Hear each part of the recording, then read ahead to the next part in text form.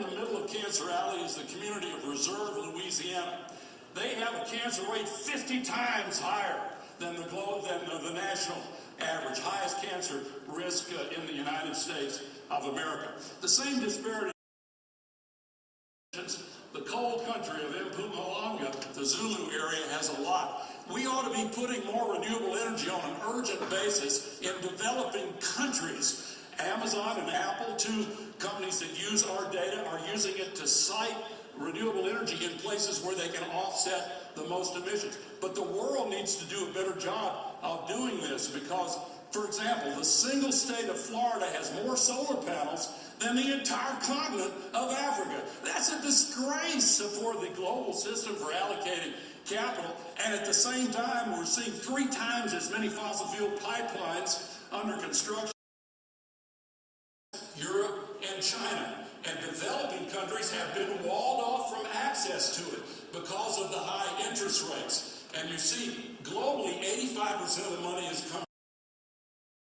Difficult, and some believe, to get rid of former President Biden's Inflation Reduction Act. I hope that is the case. And it's all over the world. It's about technology and the proven deployment models we need to cut emissions 50% in this decade. And we have line of sight to the years. And if we stay at true net zero, approximately half of the anthropogenic CO2 will fall out to get this done. And young people around the world are demanding it. The only thing that we may lack in the view of some people is political will. But please always remember that political... Oh, I see the names now. Okay. See a lot of that going around where water usage, especially in the way that it's efficiently driven, can be changed. Water regeneration. And then waste optimization, especially what we see in India on our campuses, but what we see is very critical because there are ways we can see that large enterprises can control what's going on in carbon footprint and the suppliers by changing some of their policies. And then the way it's being tracked, and then we've built software solutions. I'll talk a little bit about that. Energy efficient software solutions that can be absolutely required and is useful. But what is the human usage? And there's many things we can do, for example, with behavior. What is the climate impact and the changes that can be driven through this holistic solution? And then the technology support that comes from the real impact or benefit that is potentially possible with the changes. We also do have an investment requirement that sustainability impact that can come about. And the fourth is really the usage of technology. And a lot was discussed on artificial intelligence where machine learning algorithms can track through what the current patterns are, what the patterns will evolve to, and how even... Much for the question. It's such an honor to be here today, especially to share this panel with Vice President Gore, because like I was just telling Mr. Gore in the backstage, actually my journey with renewable energy started when I first watched The Inconvenient Truth when I was a 13-year-old. That's when I realized that climate change is not just an environmental crisis. That out of a new form of hydrogen. This is where we have an impurity in the hydrogen called oxygen, where that, as you probably have already, the power stations exactly like the power stations in Madrid. And where we've developed this tech, we're challenging Europe to accept it.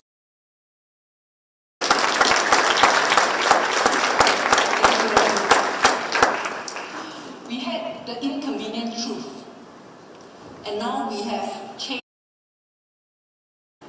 The technology, the data is there, but we need leadership and human will. so that we can move in concert. What can we do to inspire more global leadership, more collaboration? This year's harness the wisdom of our forefathers. How can we harness the wisdom from nature? How generations to come? So if I could just invite you to share your reflections before we... Thank you. Andrew? Yeah, thank you. Look, I've drawn inspiration from all these speakers, and just want to say that we have a large technology. Just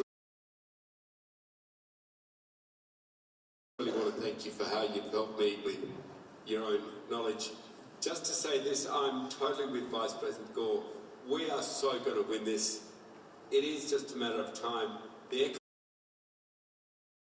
And yes, it has a technology curve, which is typical for all industries, but it's up here. It's on its plateau.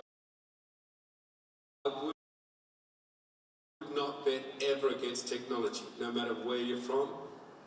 We, the people, are going to win this because we cannot afford to lose in any event. Thank you. Thank you.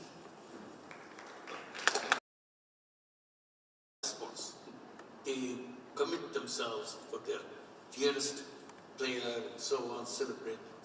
So I said, why sports should remain just an entertainment? It has so much social power.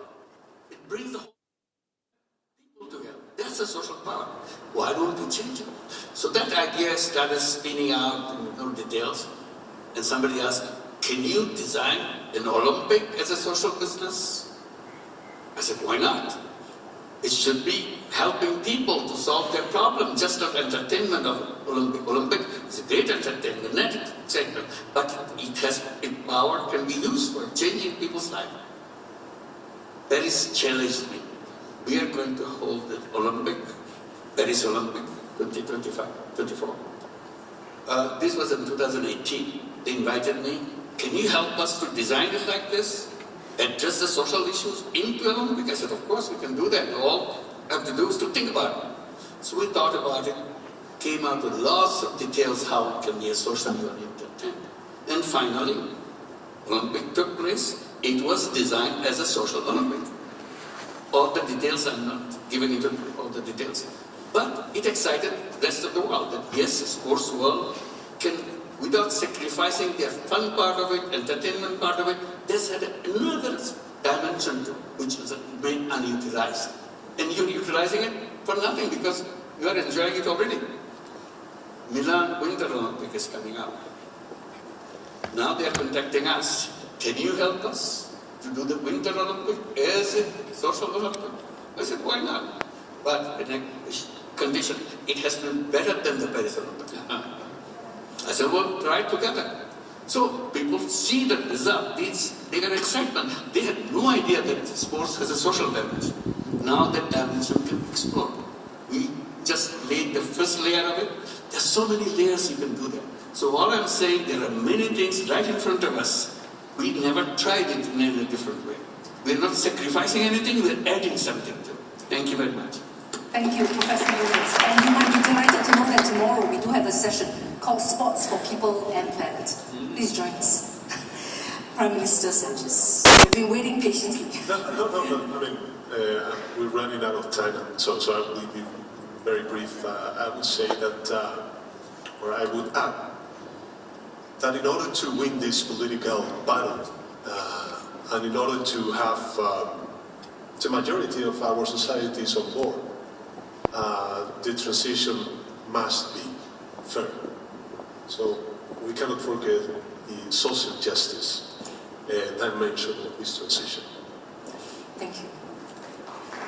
Thank you.